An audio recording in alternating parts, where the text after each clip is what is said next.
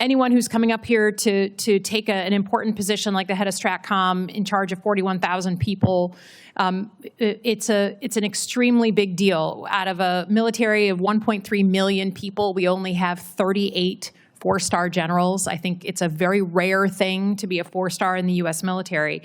And it's hard to notice that we are losing 4 stars, 3 stars, and even 2 stars in a pretty unusual way over the last 9 months.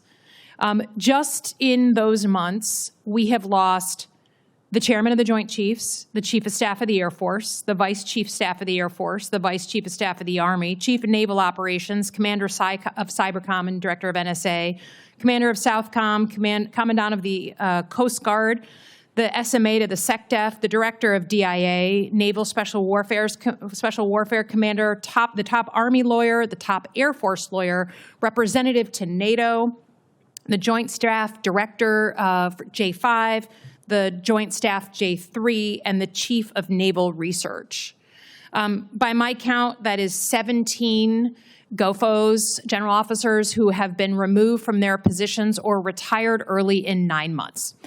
I'm a former CIA officer, so we used to look at other foreign militaries and make assessments on them. If I saw 17 general officers removed from their positions in a foreign military, we would call that a purge. That's the technical definition when a new leader comes in and just cleans house.